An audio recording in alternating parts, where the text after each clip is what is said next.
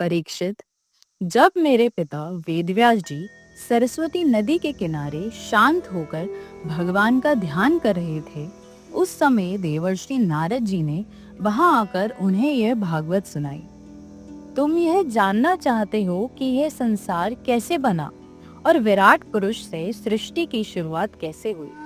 तुमने और भी कई प्रश्न पूछे हैं, उन सब का उत्तर मैं तुम्हें इसी भागवत कथा के रूप में सुनाऊंगा।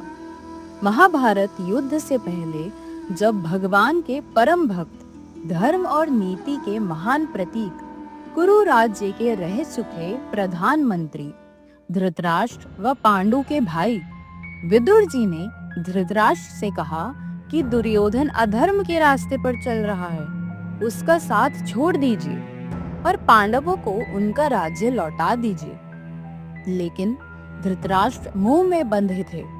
उन्होंने विदुर जी की बात नहीं मानी।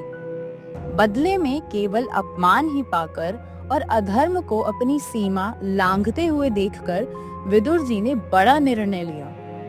उन्होंने अपने प्रिय परिवार को त्याग दिया और भगवान का स्मरण करते हुए पृथ्वी के अलग अलग तीर्थों की यात्रा पर निकल पड़े। तीर्थों की यात्रा करते हुए विदुर जी सौराष्ट्र, सौवीर, मत्स्य और कुरुजांगल जैसे कई देशों से होकर चले। कुछ दिनों बाद वे यमुना नदी के पवित्र तट पर पहुंचे। वहां उन्हें भगवान के महान भक्त उद्धव जी के दर्शन हुए। उद्धव जी भगवान श्री कृष्ण के बहुत प्रिय सेवक और सच्चे मित्र थे। वह पहले गुरु बृहस्पति के शिष्य भी रह चुके थे।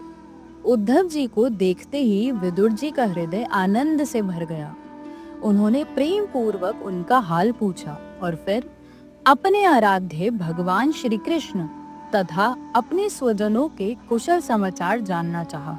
विदुर जी बोले, हे उद्धव जी, क्या बलराम जी और श्री कृष्ण पृथ्वी का भार उतारकर अब सबको आनंद देते हुए श्री वसुदेव जी के घर कुशल से रह रहे हैं?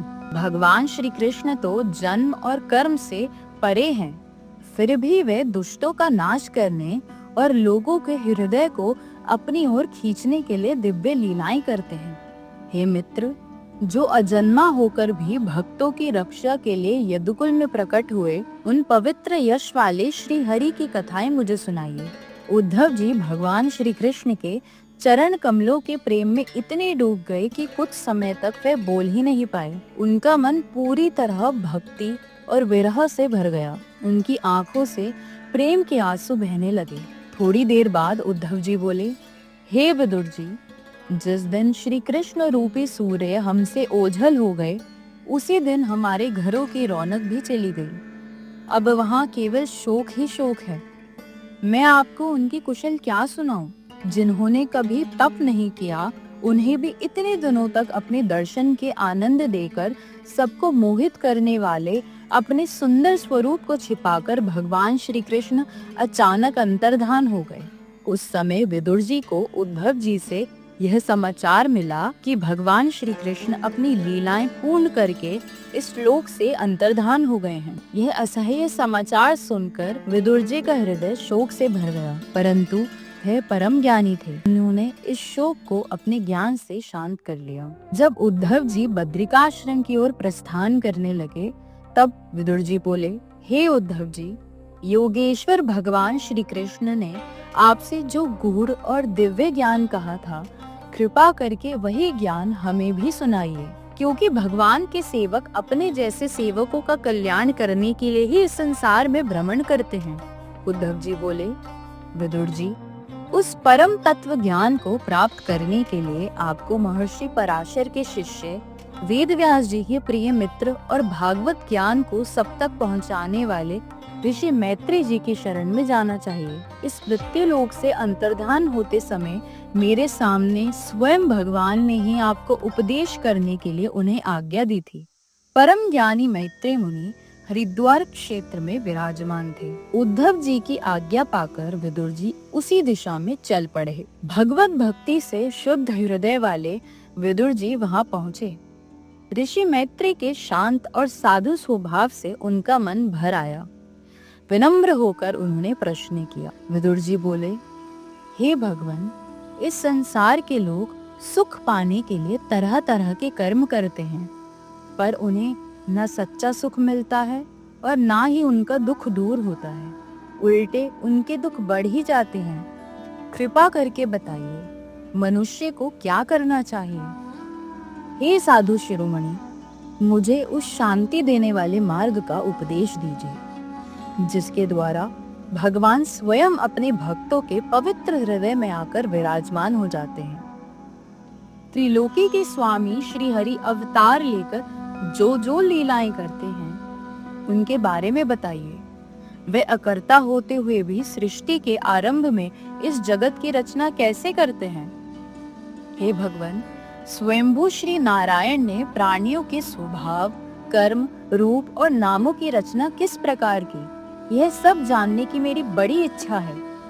अब श्री कृष्ण कथा के अमृत प्रवाह को छोड़कर अन्य छोटे छोटे सुख देने वाले धर्मों से मेरा मन ऊब गया है। श्री हरि के गुणों का गान करके भला कौन तृप्त हो सकता है?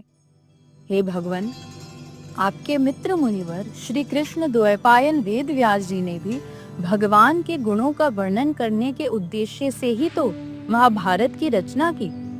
उसमें सांसारिक सुखों का वर्णन भी केवल इसलिए ही किया गया है ताकि मनुष्य की बुद्धि अंत में भगवान की कथा की ओर ही जाए। तब ऋषि मैत्रेय मुस्कुराकर बोले, साधु स्वभाव विदुर जी, आपने यह प्रश्न पूछकर समस्त जीवों पर महान उपकार किया है। आपका चित्त तो सदा भगवान में ही लगा रहता है, फिर भी इस प्रश्न से संसार में आपका यश फैलेगा। आप भगवान और उनके भक्तों को अत्यंत प्रिय हैं। इसी कारण भगवान श्री हरि ने अपने निज धाम जाते समय मुझे आज्ञा दी थी कि मैं आपको ज्ञान का उपदेश दूं। अब मैं आपको योग माया से प्रकट की हुई भगवान की उन लीलाओं का क्रम से वर्णन करूंगा, जिनसे इस जगत का उत्पत्ति, स्थिति और लय होता है। ऋषि मैत्रेय ने विदुर जी को विराट पुरुष का स्वरूप, ब्रह्मा जी की उत्पत्ति का रहस्य, 3 भाग भूः, भुवः, स्वः, 10 प्रकार की सृष्टि, मनवंतर और काल के विभाग और सृष्टि के विस्तार का सरल वर्णन किया।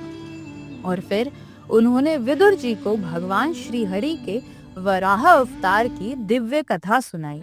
अगर आपको यह वीडियो अच्छा लगे तो लाइक करें, शेयर करें और चैनल को जरूर सब्सक्राइब करें। जय श्री कृष्ण, जय हिंद।